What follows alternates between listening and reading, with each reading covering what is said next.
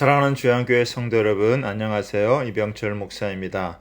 오늘은 복되고 영광스러운 주일입니다. 신령과 진정으로 하나님께 최고 최선의 예배를 드리는 가운데 주님께서 예비하신 은혜가 풍성하게 부어지는 날 되기를 축복합니다. 9월 27일 주일 셀라이프는 변화를 두려워하지 말라란 제목으로 본문은 잠언 12장 1절에서 14절까지 말씀입니다. 신자가 되기 전에 사람부터 되라는 말이 있습니다.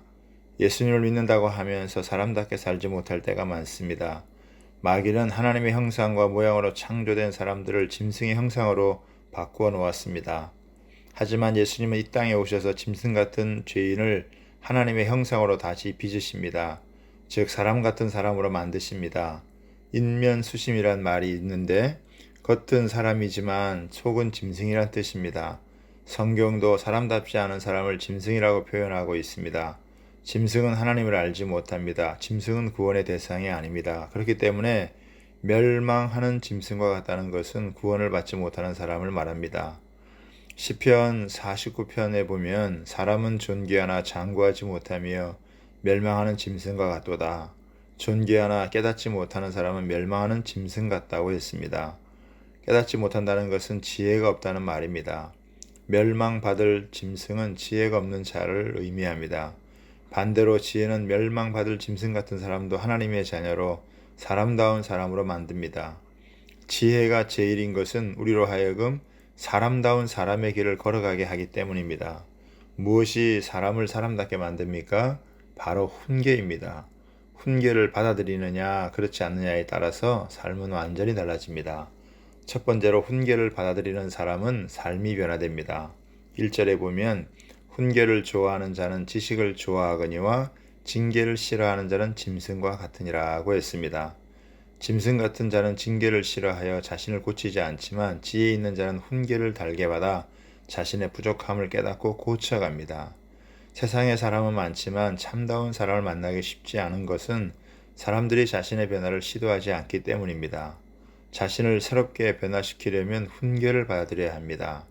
3살 버릇이 80까지 간다는 말이 있는데 사람의 습관이나 습성이 얼마나 무서운 것인지 한번 뿌리를 내리게 되면 죽을 때까지 계속됩니다. 세상 교육은 사람의 본성을 바꾸지 않고 지식이나 기술을 축적시켜서 성공하게 하는 방식입니다. 그러나 하나님의 말씀이 주는 훈계는 사람의 본성을 바꾸어 새롭게 하기 때문에 근본적으로 달라질 수밖에 없습니다. 그래서 의인의 뿌리는 움직이지 아니하고 그 뿌리로 말미암아 결실한다고 합니다. 우리는 예수님을 믿기 전에는 맹수과에 속했으나 예수님을 믿은 후에는 본성이 바뀌어서 양이 되어버리고 말았습니다. 그래서 다른 사람이랑 더 이상 물고 뜯고 싸울 수 있는 이빨이나 발톱이 없어지게 된 것입니다. 이것이 훈계를 받아들인 결과입니다. 두 번째로 훈계를 받아들이기 싫어하면 짐승 같은 본성을 갖고 살게 됩니다.